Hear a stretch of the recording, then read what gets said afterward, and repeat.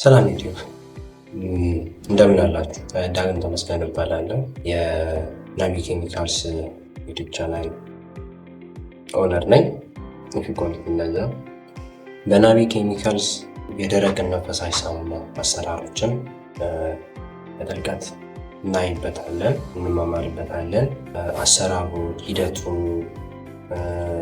ምን ኬሚካሎችን መጠቀም እንዳለብን የመሳሰሉ ነገሮችን በቅደም ተከተል አንድ ላይ ሆነን እናያለን። ካለኝ ልምድ አንጻር እናንተን ለመርዳት ዝግጁ ነኝ። በጊዜ ሂደትም ካገኘኋቸው ልምዶች ለእናንተ ላካፍል እወዳለሁ። በዚህ ቻናል የፈሳሽ ሳሙና አሰራሮችን፣ የደረቅ ሳሙና አሰራሮችን፣ ኦሞ፣ የተለያዩ ኮንዲሽነር አሰራሮችን ዲቴይል አንድ ላይ ሆነን እናያለን። አሰራሮቻቸውን፣ ፕሮሲጀሮቻቸውን፣ ምን ያህል ግራም እንጠቀማለን የሚሉትን ነገሮች በዲቴይል በጥልቀት ሰፋ አድርገን የምናይበት ይሆናል። ነገር ግን ዛሬ ከቤዚክ ነገሮች ነው የምንጀምረው። አብዛኛው ሰው የሚሳሳትባቸውን ነገሮችም ዛሬ ዲቴይል እነግራቸዋለሁ። ሰው ስቲክ ዊዝ ቪዲዮ። አንድ ደግሞ እርግጠኛ የሆንኩበት ነገር ይህ ቪዲዮ በአብዛኛው ሊጠቀም የሚችለው በእኔ ዕድሜ ያለው እኩዮቼን ወጣቶችንም ስለሆነ እኔ ባወቅኩበት መንገድ እናንተ እንድታውቁ አልፈልግም። እኔ ተጎድቼበት አይቻለሁኝ። በባለማወቅ ምክንያት ብዙ ኪሳራዎችንም አይቻለሁ። ከእኔ ስህተት እናንተ ተምራችሁ ሞር እኔ የሰራኋቸውን ስህተቶች ሳትደግሙ ትክክለኛ በሆነ ፕሮሲጀር እንድትሰሩ እፈልጋለሁ። ሳፖርት አደርጋለሁ። ከማውቀው ነገር እኔም አካፈላችኋለሁ። አስተያየት ያላችሁን ነገር እናንተ ልትሰጡኝ ትችላላችሁ። ፍሪ ኮሚኒኬት የምናደርግበት ቻናል ነው። የአቅሜን የእውቀቴን ያህል እሰጣችኋለሁ። እናንተም ፊድባካችሁን እንድትሰጡኝ እቀበላለሁ ማለት ነው። በዚህ ጊዜ አብዛኞቻችን ስራ መስራትን እንፈልጋለን። ለመጀመር እቅዱ አለን። የተወሰነ ካፒታልም ሊኖረን ይችላል። ነገር ግን ምን ላይ እንስራ ብለን ግራ መጋባት ውስጥ ልንገባ እንችላለን። በቀላሉ ሊጀመሩ ከሚችሉ ስራዎች መሀል የፈሳሽ ሳሙና አንዱ ነው። ኢዚ ነው ፕሮሲጀሮቹ። ምንም አይነት ተጨማሪ ግብአቶች ምናምን የሚያስፈልጉ ነገር የለም። ቤዚክ የሆኑ 5 ነገሮች ብቻ ነው የሚያስፈልጉት፣ ወይም ኬሚካሎች ብቻ ነው የሚያስፈልጉት። ምን ያስፈልጋሉ የሚሉትን ነገሮች አንድ በአንድ አሳያቸዋለሁ። ሁላችሁንም ፊት ለፊት ያሉ ነገሮች ስለሆኑ ማለት ነው። በትንሽ ገንዘብ መስራት መጀመር የምንችለው አይነት ስራ ነው። አሆፕ እርን የምታደርጉበትም እንደሚሆን አልጠራጠርም፣ እርግጠኛ ነኝ። በቀላሉ ባለንበት ቦታ ላይ የተወሰኑ እቃዎችን በመጠቀም አብዛኛው የፈሳሽ ሳሙና ስራ መቀላቀል ነው። አብዛኛው ትክክለኛ የሆነ ግራሞችን ጠብቀን ምንም አይነት ነገሮችን ሳናበላልጥ ምንሰራ ከሆነ ያለምንም ጥርጣሬ በጣም ምርጥ የሆነ ፕሮዳክት ማውጣት እንደምንችል እርግጠኛ ነኝ። ሁሉም የራሱ ሀሳብ አለው። አንዳንዱ ከፍ የሚያደርገው ነገር ነው፣ አንዳንዱ ዝቅ የሚያደርገው ነገር የራሱ አለ። እኔ ግን ከራሴ ልምድ አንጻርም ትክክለኛ የሆኑትን እያንዳንዳቸውን ግራሞች ምን ሲበዛ ምን እንደሚያበላሽ እነግራችኋለሁኝ። በዚህ ዩቲዩብ ቻናል በደንብ ዲቴል ገብተን የምናየው ይሆናል። ሁሉንም በማሳያችሁ ነገር ላይ በማስረዳችሁ ነገር ላይ ጥያቄ ካላችሁ ከስር ልጠይቁኝ ትችላላችሁ። በትክክል መልሳለሁ ሁሉንም። ከዛ በተረፈ እርስ በርስ የተጋገዝን እንደዚህ ኮሚኒኬት እያደረግን አንዳችን እየተጋገዝን ይህንን ቻናል እናሳድገዋለን። የስራ እንትናችን ነው፣ ልምዳችንን እንለዋወጣለን። በዛሬ ቪዲዮ ላይ ደግሞ እንደማሳያችሁ ፈሳሽ ሳሙና ለመስራት ምን ግብአቶች ያስፈልጉናል የሚለውን ነገር በደንብ አስረዳችኋለሁ። መጻፍ ያለባችሁም እስክሪብቶ ደብተራችሁን ያዙና አስቀምጡ። ወደ ቪዲዮ እንግባ። ቤዚክሊ እዚህ ጋር የምታያቸው ነገሮች ለአንድ ሳሙና ስራ አስፈላጊ የሆኑ ግብአቶች ናቸው። ኤስኤልኤስ፣ ኮስቲክ ሶዳ፣ ላፕሳ፣ ሲዲ እና ጨው ናቸው እዚህ ጋር የምታያቸው ነገሮች። በመጀመሪያ ግን ከዚህኛው እንጀምራለን። ኤስኤልኤስ ሶዲየም ላውሬል ኢቴል ሳልፌት ወይም ደግሞ ሶዲየም ላውሬል ሳልፌት በአብዛኛው የምንጠቀምበት የሻምፖ፣ የሳሙና፣ ቱዝፔስት እና የንጽህና መጠበቂያ ፕሮዳክቶችን ውስጥ በጣም ወሳኝ ከሚባሉ ሳብስታንሶች መሃል አንዱ ነው። ኤስኤልኤስ ሰርፋክታንት ሲሆን ወይም ደግሞ በፈሳሽ ማቴሪያል ውስጥ ያለውን ሰርፌስ ቴንሽን በመቀነስ ለመቀላቀል ወይም ደግሞ ለማዋሃድ ያቀልልናል። በተጨማሪም ደግሞ ለንጽህና በምንጠቀማቸው ፕሮዳክቶች ውስጥ የበለጠ የማጽዳት አቅምን ይጨምርልናል። ኤስኤልኤስ አናዮኒክ ሰርፋክታንት ሲሆን በውስጡም ሳልፌት የተባለ ስቴብል የሆነ ቤዝን ይዟል።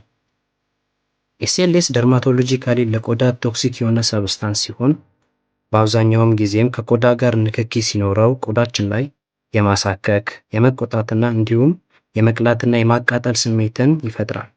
ስለሆነም በማንኛውም ጊዜ የሳሙና በምንሰራበት ወቅት የእጅ ጓንትን በመጠቀም ራሳችንን መጠበቅ እንችላለን። ከዛ ውጭ ግን ኤስኤልኤስ ለአንድ ሳሙና አምራች ሰው ወይም ለአንድ ፈሳሽ ሳሙና ወሳኝ ከሆኑ ግብዓቶች መሃል አንዱ ነው።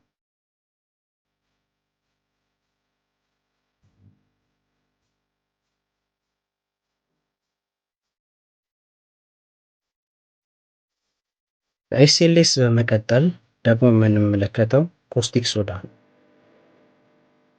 ሶዲየም ሃይድሮክሳይድ ወይም ደግሞ ሶዳ አሽ የሚባለው ኬሚካል እጅግ በጣም ስትሮንግ የሆነ አልካላይን ኬሚካል ኮምፓውንድ ነው። ኮስቲክ ሶዳ በጣም ጥንቃቄን የሚፈልግ እና ኮሮሲቭ ወይም ደግሞ የሚጎዳ ሰብስታንስ ነው። ኮስቲክ ሶዳ ኬሚካል ሪያክሽን በሚያደርግበት ሰዓት እጅግ በጣም ቶክሲክ የሆነ ጋዝን የሚለቅና ከቆዳ ጋር ንክኪን ከፈጠረ ከበድ ያለ ጉዳትን ሊያስከትል የሚችል ሰብስታንስ ነው። ቢሆንም ግን አስፈላጊውን የጥንቃቄ ሜጀሮች ማለትም ጓንት፣ ማስክና አይ ጎግልን በመጠቀም መስራት የምንችልበት አይነት ነገር ነው። እናም ኮስቲክ ሶዳ በጥንቃቄ ከተጠቀምነው ፈሳሽ ሳሙናን ለመስራት ከሚያስፈልጉን ዋነኛ ግብአቶች መሃል አንዱ ነው።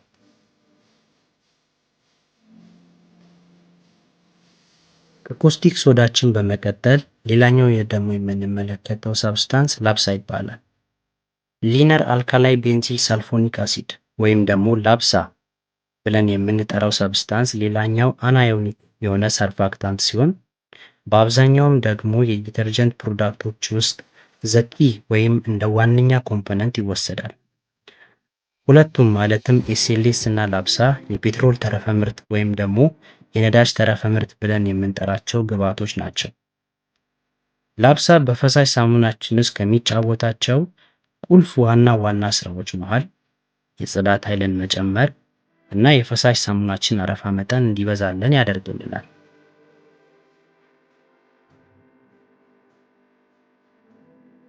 በመቀጠል የምንመለከተው ደግሞ ሲዲያችንን ነው። ኮካማይድ ዳይናቶሎማይድ ወይም ደግሞ ሲዲ አሳጥረን ስንጠራው የምንለው ሳብስታንስ ደግሞ እንደ ፎሚንግ ኤጀንት የምንጠቀመው ግብዓት ነው። ሲዲኤ የፋቲ አሲድ ሚክስቸር ወይም ቅልቅል የሆነና ዳይታኖሎማይድ የሚባል ሳብስታንስን በውስጡ የሚይዝ ኬሚካል ኮምፓውንድ ነው። በአብዛኛውም በፈሳሽ ሳሙናችን ውስጥ እንደ ሰርፋክታንት እና ማወፈሪያን እንጠቀመዋለን።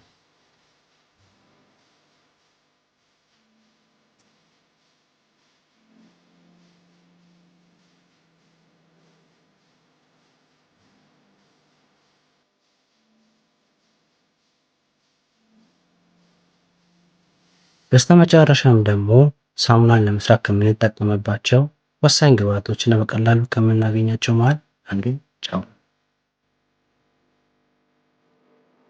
በአብዛኛው ጊዜ በሱቅ ታሽገው ከሚሸጡት ጨዎች ይልቅ እንዲህ በገበያ ጉሊቶች መሃል ተሰፍረው የሚሸጡትን ጨዎች ብትገዙ ብዬ መርጣለሁ። ምክንያቱም ከዋጋቸውም አንጻርና በውስጣቸው ከሚይዙት አዮዲን መጠን አነስተኛነት አንጻር እነዚህ ጨዎች ብንጠቀም ይመከራል።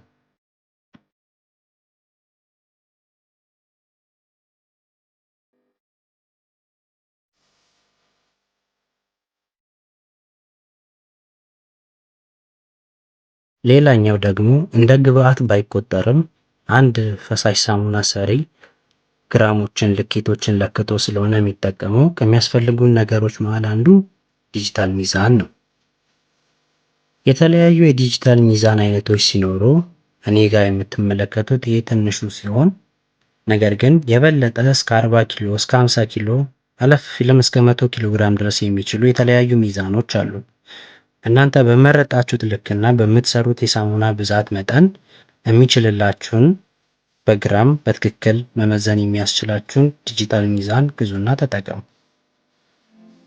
በስተመጨረሻም አሁን ያየናቸውንና እዚህ ጋር ፊት ለፊት ላይ የምታዩቸውን ሳብስታንሶች ወይም ኬሚካሎች ካገኛችሁ የፈሳሽ ስራችሁን ሀ ብላችሁ ለመጀመር የመጀመሪያ እርምጃችሁን ጀምራችኋል ማለት ነው። ነገር ግን ከነዚህ ሰብስታንሶች በተጨማሪ አዲሽናል ብለን የምንጠቀማቸው ሌሎች ኬሚካሎች ወይም ሰብስታንሶች አሉ። እንደ ሽቶ፣ ቀለም፣ ሲልኬት የመሳሰሉ ነገሮች አሉ። ለምሳሌ አሁን እዚህ ጋር የምትመለከቷቸው አረንጓዴ እና ፒንክ ቀለሞች ሲሆኑ አብዛኛውን ጊዜ የእጅ ሳሙና፣ የልብስ ሳሙና እና የእቃ ሳሙናዎች ላይ የምንጠቀማቸው ከለሮች ናቸው። እንደየ አሰራራችን ቀለም መጠቀምም አለመጠቀምም እንችላለን። ነገር ግን ሞር የሰራነውን ፈሳሽ ሳሙና ለሰዎች ዘንድ ሳቢ እንዲሆንልን እነዚህን ከለሮች እንጠቀማለን። በተጨማሪም ደግሞ የተለያዩ አይነት ብዙ የከለር አማራጮች አሉ። ቢጫም አለ፣ እንደፈለግነው መጠቀም የምንችለው። እዚህ ጋር የምትመለከቱት ውሃ የሚመስለው ነገር ደግሞ ሽቶ ወይም ሽታ የላርጎ ሽታ ሲሆን እጄ ላይ ያለው ደግሞ ላቫንደር የሚባል ሽታ ነው። ያው ፍሪማን፣ ላቫንደር፣ የሎሚ የተለያዩ አይነት ሽታዎች አሉ። ነገር ግን ይሄ የላቫንደር ሽታ የሚባለው ሽቶ ነው። ትንጥዬ ነው የምንጠቀመው። ነገር ግን እንግዲህ ዛሬ ቪዲዮ ይህንን ይመስላል። አንድ ሳሙና ሰሪ ማወቅ የሚገባውን አስፈላጊ የሆኑ ኬሚካሎችን እነዚህ ናቸው። በቀጣይ ቪዲዮ ደግሞ ፕሮሲጀሮቹን አንድ በአንድ አሰራሮቹን፣ አካሄዶቹን፣ ሁሉንም ነገሮች አንድ በአንድ አንድ ላይ ሆነን የምናየው ነገር ይሆናል። ለቀጣይ ቪዲዮ ሰብስክራይብ በማድረግ ዩቲዩብ ቻናላችንን ተከታተሉ። በጊዜ ሂደት ቆንጆ የሆነ ኮሚኒቲ እንገነባለን። እርስ በርስ እንተጋገዛለን።